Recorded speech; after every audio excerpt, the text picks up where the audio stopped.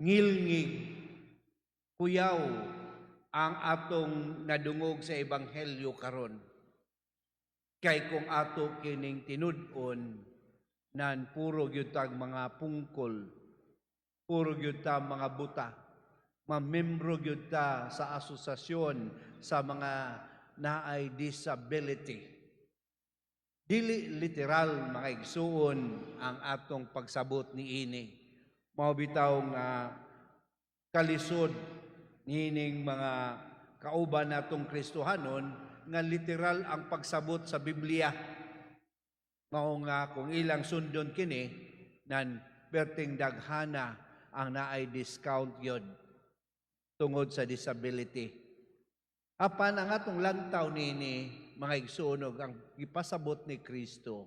Mao gayon ang paghatag og importansya nga diha sa usa ka disipulo niya sa iyang tumutuo, sa iyang sumusunod, dili gayud i-compromise ang hisgutanan sa gingharian sa Dios.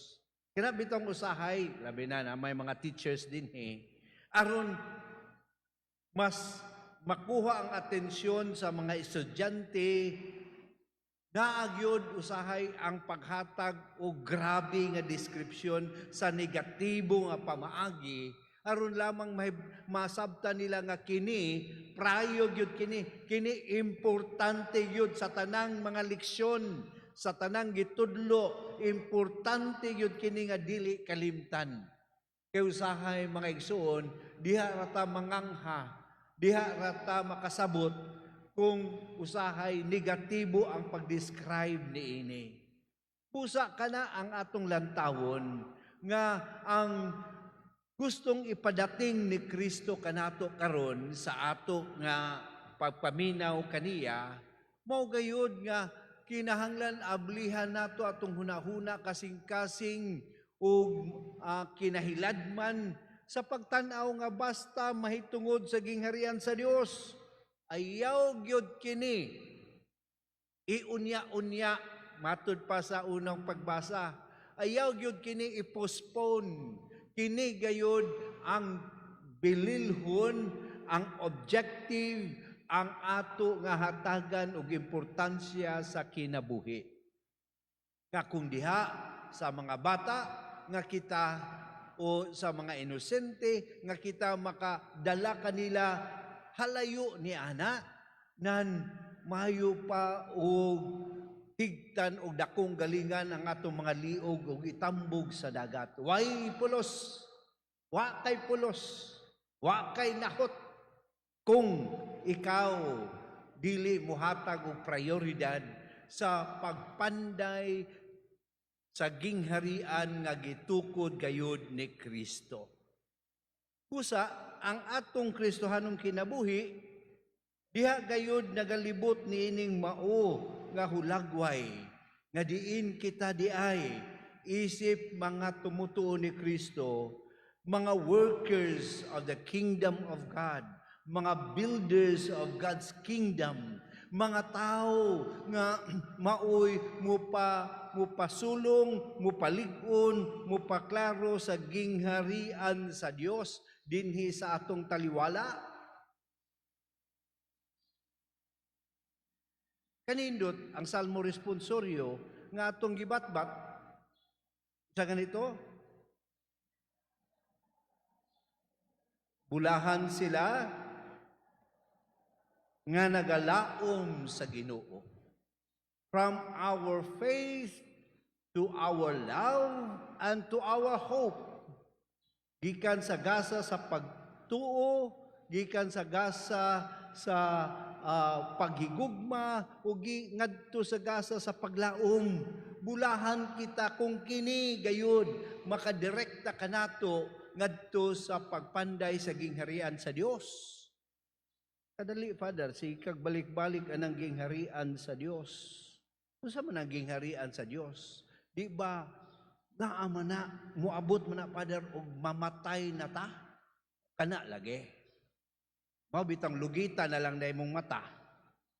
Mabitang putla na lang na imong tiil. Kaya ang atong hunahuna, unja na na, Father, og mamatay na ta. Asar ko na, Father, og matigok na ta. Dili mao. Kay ang giingon ni Kristo, diha sa iyang pagproklamar sa iyang pag-anhi, ang gingharian sa Dios ana-ana sa inyong taliwala. Here and now is the kingdom of God. We must build it. Ayaw na paabutag mamatay ka. Ayaw na paabuta og magtinga ka. Yes, the completion of God's kingdom in His time and not in this world, but it begins here and now. Usay pulo sa paglaom. Kung ang atong lantaw, unja na na. Usay may pulo sa gugma. Kung ang atong tanaw, epektibo lang nigmamatay na ta. Usay pulos sa pagtuo, kung kana para lang sa kinabuhing walay katapusan ug di magsugod karon. Mao nga kining tanan mga igsuon, ato nga kining tanang mga gasa sa Dios, ato nga gamiton alang sa pagpundar, alang sa pagpalig-on, alang sa pagpalambo sa gingharian sa Dios. Pinaagi sa pagpuyo nga ang akong kinabuhi, ang atong gibuhat, isip katilingban, ang atong mga sakripisyo, alang gayud sa iyang gingharian, ug alang sa iyang kahimayaan. Diha nato masabtan mga igsuon ang kinabuhi ni San Jose. Everything that he has and everything that of his, gigamit niya tanan. Gituis niya, giusab niya gani ang iyang future. Kay nga naman, dili ni mao ang kabubuton sa Dios. Iya ganing gitahak ang mga way kasiguraduhan nga plano sa Dios. Sama kang Abraham nga atong amahan. Bisan siyang katugulungon pag-ingon sa Ginoo, Abraham, muadto ka ni ining lugara. Bisan og lisod ang pagbalhin sa iyang pamilya, ni adto gayod nga wa siya'y parinti dito kay mao kini ang saad sa Dios kaniya. Si San Jose mingon nga kini ang plano ni Jose, pero niya ra ang plano sa kaluwasan sa katawhan. Gibalhin ni San Jose ang iyang kinabuhi dinhi sa plano sa Dios. Ngan karon kita mga deboto ni San Jose, ibalhin ba nato ang atong mga plano alang sa gingharian sa Dios? O ang gingharian sa Dios, ibalhin lang nato sa atong kaugalingong plano? Lord, tabangi ko karong adlaw sa tanan akong gihimo o himuonon, niya akong schedule, Lord, niya nga akong mga buluhaton, tabangi ko niini. Wa ganita maka pangutana sa Ginoo, Lord, bagong adlaw.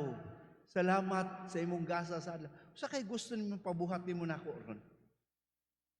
Sa kay imong kabubuton sa ako, Lord? Tabangi daw ko. Padayon ko sa akong kinabuhi, Lord, sa mga buluhaton, pero biyahe ko. No? Nga, unta tanan, gamiton ako alang sa imong kahimayaan o alang sa paglig-on sa imong gingharian.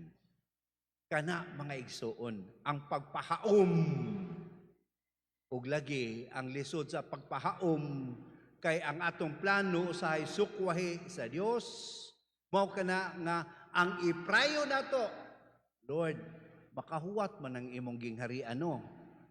Pero kining akong gusto di makahuwat. Unya na lang na imo, Lord. No? Kasabot bitaw ka sa akong mga panginahanglan. Hindi lang sa ako. Hindi lang sa ako. Unya na ng imo. Kung mo na'y gusto ni Satanas, mga igsoon, ang tentasyon ni Satanas, dili man mingo si Satanas, ayaw magtuo sa Ginoo. Dili, oy, tuo mo niya. Pero unya na ng gingharian niya. Diri sa ta. Di bitaw na siya mamugos, diri sa ta. Unya na na. Hangtod sa unya-unya, unsa gani, no? Kanang unya-unyaon na to, asa man na padong? Makalimta na. Oh, uy, tama din no, tanawa ra. Ngano man, giunya-unya man nato. Muna nga si San Jose, way unya-unya.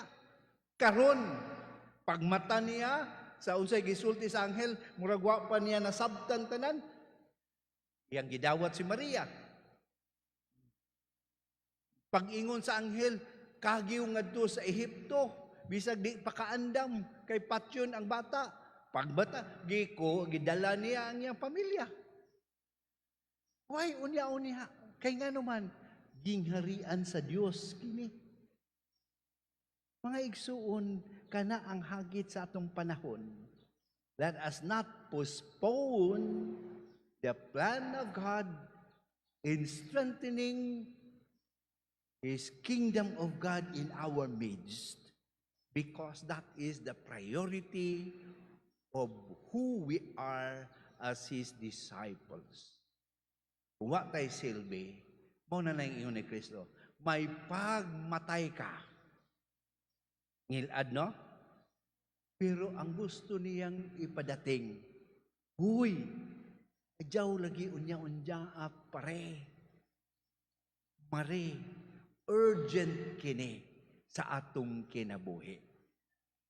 Dibuto ni San Jose, confraternity, ayaw unya-unya ang pagtukod sa gingharian sa Dios, kay mao kini ang maoy makahatag og lasa og kaparat og kalami sa atong kinabuhi.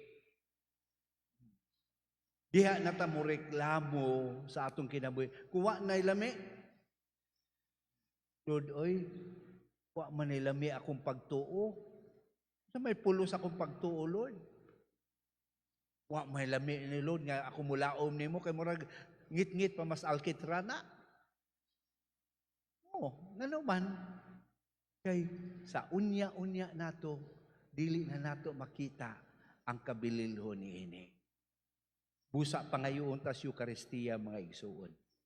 Nga kining ebanghelyo dili unta nato kahadlukan kun dili mahimong wake up call kanatong tanan. Nga unta sa atong kinabuhi isentro na nato ang misyon nga gihatag ni Kristo kanato sa katukuran sa iyang gingharian ug kalig-unan niini diha sa atong taliwala. Amen.